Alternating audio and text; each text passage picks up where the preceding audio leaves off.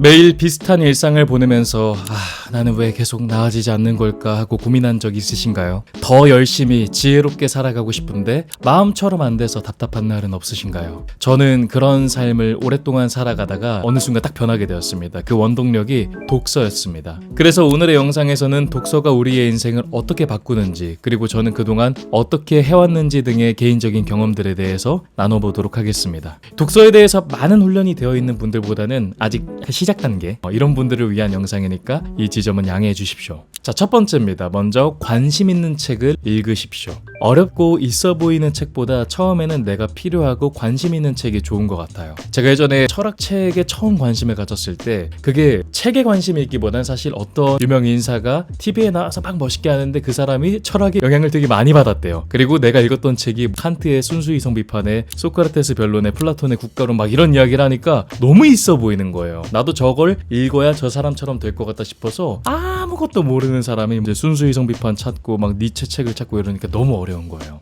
제가 만약에 다시 돌아가서 읽었다면 독서력이 제로니까 만화책 같은 형태의 책을 읽던가 유아 초등학교가 이해할 수 있는 그런 책부터 시작할 것 같아요. 이게 좀 남자의 자존심을 건드려서 처음에 못했는데 지금은 만약 뇌과학 책을 읽는다 라고 하면 쉬운 책부터 고릅니다. 근데 그 쉬운 거의 가장 큰 원동력은 관심입니다. 그래서 어떤 사람은 투자에 관심이 있고 어떤 사람은 철학, 어떤 사람은 연애에 관심이 있잖아요. 그러면 그런 책들을 찾는 게 저는 가장 좋다 생각해요. 온라인이든 오프라인이든 서점을 가보십시오. 서점을 검색해보시면 큐레이션, 분류가 잘 되어 있습니다. 그렇게 찾아보는 것이 좋고요. 아니면 요즘에는 뭐 구글링이던가 뭐 GPT 같은 걸로 내가 원해하는 책을 좀 찾는 서칭을 해보는 것도 되게 좋은 시도예요. 전 최근에 GPT를 통해서 추천받은 책이 고전문학에서는 허클베리 핀의 모험이란 마크 트웨인 작가의 책인데 아직 다 읽지 못했어요. 근데 나쁘지 않은 것 같아요. 제법 잘 맞는 것 같아요. 그래서 그런 식으로 서칭하는 것도 능력입니다. 하다 보면 늘어요. 노하우를 좀 나눠보자면 대부분 쉬운 책은 스테디셀러이기보단 베스트셀러일 확률이 높습니다. 그러니까 즉 100년 동안 아니 50년 동안 아니면 어떤 기간 동안 오래 판매된 책보단 지금 좀 잘 팔리고 있는 책들이 쉬운 것 같아요. 왜냐면 스테디셀러들은 굉장히 좋은 내용을 담고 있지만 다소 그 시대를 반영하는 내용도 있고 좀 어려운 경우들이 있는 것 같아요. 그래서 추천하는 건 베스트셀러로 보고 디자인이 깔끔한 책을 추천합니다. 한 페이지는 250페이지 내외 책들, 그리고 목차와 소목차 글들이 너무 어렵지 않고 직관적인 책을 추천합니다.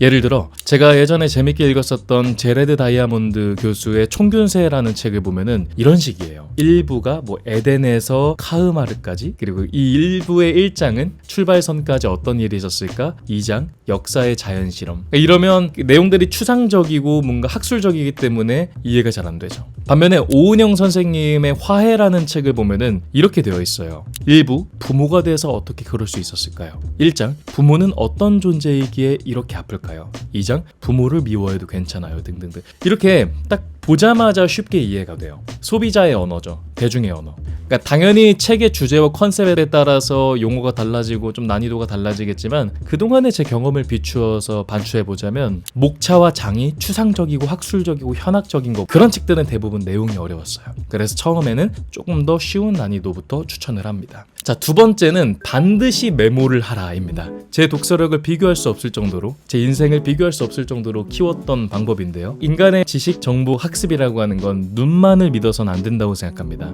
오감을 다 쓰는 게 제일 좋은 교육법이라고 생각해요. 이게 과학적 연구 결과로도 나와 있는데요. 메모를 하면서 정보를 얻을 경우에는 뇌의 장기 기억에 들어갈 확률이 높아진다고 합니다. 그래서 다소 강연, 팟캐스트 같은 걸 듣는 것보다는 그래도 책을 읽는 게 조금 기억에 남죠. 제 생각에는 노동력 차이가 좀 있는 것 같아요. 내가 여기에 정성을 다해서 오감을 썼을 때 인간의 장기 기억에 남는 게 좀 더 수월하죠. 마치 영어 공부를 하기 위해서 영어 회화, 리스닝 반복을 하는 유튜브 영상을 보는 것도 좋지만 그거보다는 책을 통해서 내가 써가면서 뱉는 게 좋고, 그거보다는 더 좋은 건 해외여행에 나가서 지지고 볶듯이 고생을 한번 해보는 게 진짜 뇌의 장기 기억에 남는다. 그래서 그거를 그나마 할 수 있는 방법이 메모이기 때문에 책을 읽을 때 책 내용을 읽으면서 인상 깊은 곳에 막 동그라미 쳐보고 밑줄 쳐보고 아니면 옆에 막 내 생각 써보고, 이렇게 마치 어린 시절에 장난감을 가지고 놀듯이 책을 가지고 노는 겁니다. 그러면 이 공부처럼 학습 방식이 아니라 놀이와 같이 습득 방식이 되는 걸로 우리 뇌가 인식한다고 해요. 그래서 메모를 많이 하는 겁니다. 저 같은 경우에도 진짜 많이 했어요. 이 너덜너덜해진 책, 좀 이제는 좀 진부해졌습니다. 제 주변 사람들한테 하도 많이 소개해서. 알랭드 보통의 불안이란 책인데, 이 책을 제가 총 한 6번 정도 읽었거든요. 그냥 정말 메모를 엄청 많이 했습니다. 뭐 포스트잇 같은 경우에도 이렇게 써 내려가고 옆에다가 이렇게 정리도 해보고 하는 여러 작업들을 해봤어요. 자, 근데 메모를 하는 거에 조금 더 노하우를 가보면 도식화를 써보는 게 전 제일 좋다 생각해요. 다이어그램 같은 개념이죠. 인간은 기본적으로 시각을 활용해서 정보를 받아들이는 게 훨씬 장기 기억에 남는다고 합니다. 그래서 글로 받아들이는 게 아니라 이미지를 사용하는 거예요. 예를 들어서 제가 최근에 굉장히 재밌게 읽고 있는 울트라 러닝이라고 하는 책이 있어요. 이 책에 율속 단계라는 내용이 있어요. 이 내용들을 다른 문장이지만 이렇게 한번 써서 소개해드리면, 율속 단계는 효율적인 속도 관리를 통해 작업을 빠르고 일정하게 처리하는 것을 목표로 하는 방법론이다. 여기에는 직접 학습과 특화 학습이 중요한 역할을 한다. 직접 학습은 실무 경험을 통해 일의 속도를 빠르게 익히는 방식이며, 특화 학습은 특정 분야에 대한 집중적인 학습을 통해 그 분야에서 처리 속도를 극대화하는 방법이다. 이 두 가지 학습 방법을 통해 개인은 이렇게 되어 있으면 이 내용들을 이해한 것 같지만 뭐야? 라고 말했을 때 기억이 잘 안 남아요. 말로 뱉는 게 어렵죠. 그래서 첫 번째로 제일 쉬운 좀 키워드별로 정리하는 거. 이렇게 키워드별로 정리하면 비교적 낫습니다. 율속 단계, 효과적인 속도 관리, 빠르고 일정한 작업 처리, 직접 학습, 실무 경험을 통해 속도와 효율성 습득, 특화 학습, 특정 분야 집중 학습으로 처리 속도 극대화. 훨씬 깔끔해지죠. 그러니까 필요 없는 글자 버리고 눈에 보이게 그려지게 정리하는 거예요. 근데 제 생각에 이거보다 더 좋은 게 도식화예요. 이미지처럼 그려지게 더 만드는 거죠. 이렇게요. 율속 단계, 직접 학습과 간접 학습, 그리고 직접은 실습, 간접은 필요할 때 보충. 이렇게 내가 마지막에 책을 다 읽고 정리를 하면 진짜 머리에 잘 남아요. 상상 이상으로 효과적입니다. 이렇게 도식화하듯이 정리할 때 노하우가 있는데, 이것도 이 울트라 러닝이라는 책에서 나온 방법인데, 인출 학습이라는 개념이 있습니다. 인출 방법이에요. 인출 트레이닝인데, 이게 뭐냐면 도식화처럼 작성할 때 계속 커닝 페이퍼처럼 보는 것보다 내가 최대한 보지 않고 떠올리려고 노력을 하면서 그려보는 거예요. 써보는 거예요. 기억을 끄집어내는 행위를 자꾸 쓸수록 우리 뇌가 활성화된다고 합니다. 책을 읽고 내용을 끄집어내도록 노력해서 최대한 간결하게 도식화를 하면은 훨씬 좋다. 그래서 이런 것들을 좀 종합적으로 하려면 반복된 학습이 필요하고요. 자, 이제 책을 어느 정도 읽어보신 분들을 위한 경험자들에게 추천하는 방법은 메모 방식을 형광펜으로 칠하면서 읽어보라입니다. 이 방법에 굳이 이름을 붙여보자면 핵심 피라미드를 색깔로 칠하는 겁니다. 예를 들어 이런 글이 있다고 쳐보죠. 굉장히 길잖아요. 이 모든 글을, 인간은 기본적으로 이렇게 나열되어 있는 텍스트를 이미지가 아니기 때문에 뭐가 더 중요한지 개념을 익히는 게 좀 어려운 것 같아요. 그래서 이 방대한 책들, 방대하고 어려운 내용들을 외워야 될 때는 내용의 크기, 이 글에도 결국 중요한 핵심이 있거든요. 주인공이 있어요. 그리고 서브 주인공이 있고 엑스트라가 있어요. 그 주인공, 가장 주인공을 피라미드 상층부처럼 만들고 서브 주인공, 엑스트라. 근데 내용을 읽다가 엑스트라에 집착하다 보면은 놓치게 됩니다. 안 외워져요. 그래서 피라미드를 생각해 보시면 가장 높은 꼭대기는 높지만 좁죠. 핵심 키워드는 작습니다. 그리고 개의 파생물이 그 아래입니다. 얘네가 좀 더 넓어지죠. 그리고 아래로 갈수록 가장 낮아지고 옆으로 넓어집니다. 그러니까 가장 낮아지고 넓은 영역이 가장 파생물이기 때문에 얘는 핵심이 아니라 어떻게든 써내려갈 수 있는 거예요. 가장 상층부의 핵심 키워드를 찾는 연습을 계속 해야 된다고 생각합니다. 그 핵심만 기억하면 나머지 하위 부속 내용은 모두 포섭되어서 계속 이렇게 만들어 나갈 수 있는 거죠. 만들어 나갈 수 있는 거에 자꾸 외우려고 하면은 안 외워진다. 그래서 이런 식으로 한번 해보는 거예요. 저 같은 경우에는 보라색, 빨간색, 주황색, 노란색, 안 되면 보라색, 빨간색, 그리고 초록색, 주황색, 노란색, 이런 식으로 쓰기도 해요. 지금 이 슬라이드를 보시면 보라색이 핵심 키워드, 가장 상층부죠. 그리고 빨간색, 이 보라색을 조금 더 길게 쓴 거예요. 보라색이 안 떠오를 때 이해할 수 있게, 주황색은 빨간색의 이해를 돕게, 노란색은 주황색의 이해를 돕게, 이런 식으로 좀 정리하면 좋습니다. 그래서 책을 읽을 때 저 같은 경우는 이런 필통에다가 이런 식으로 형광펜과 볼펜을 가지고 있고요. 그리고 기본적으로 이런 메모를 붙일 수 있는 스티커, 여기에 이런 중요한 내용이 있다라는 거를 볼 수 있게 해줍니다. 그리고 개인적인 그냥 노하우인데, 이렇게 형광펜 중에 지워지는 형광펜, 지워지는 볼펜이 있어요. 전 이런 걸 씁니다. 썼다 지웠다를 자꾸 반복하는 연습이 도움이 많이 되는 것 같아요.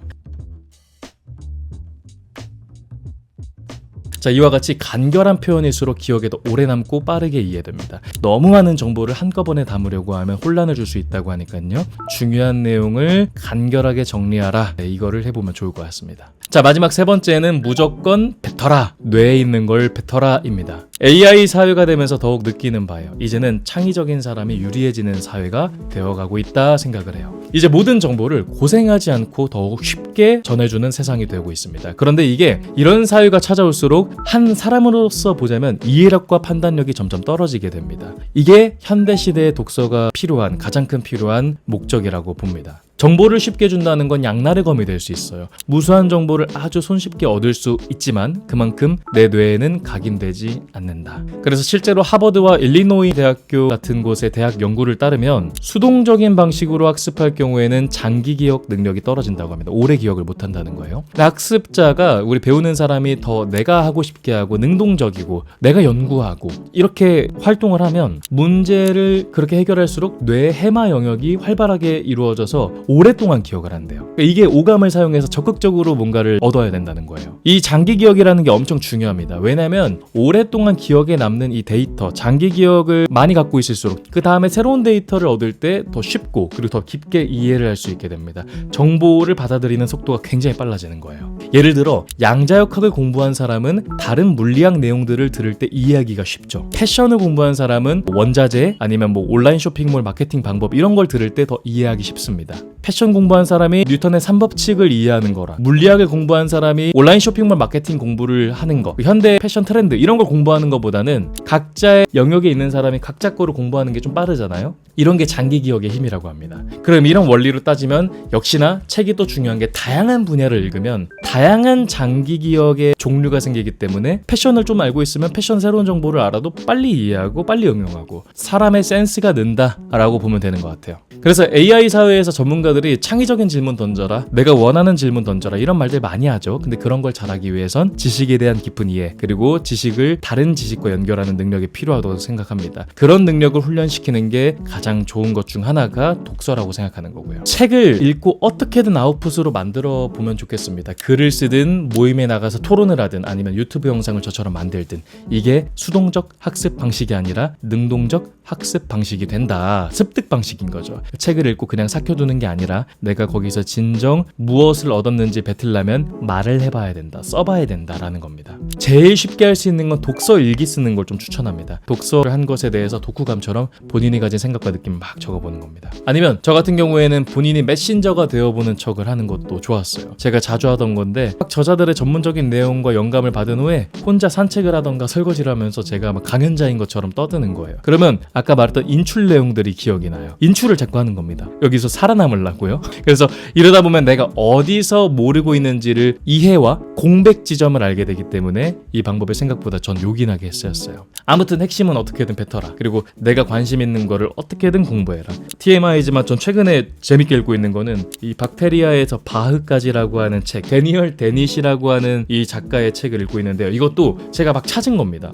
내가 원하는 분야의 책이 없을까 찾다 보니까 나왔고 정말 잘 맞아서 재밌게 읽고 있어요. 그래서 여러분들도 처음부터 막 어려운 책을 읽는 것보다 쉬운 책, 흥미롭게 하면서 나의 인생에 자극을 줄 수 있는 그런 작품들을 직접 만나보길 바라겠습니다.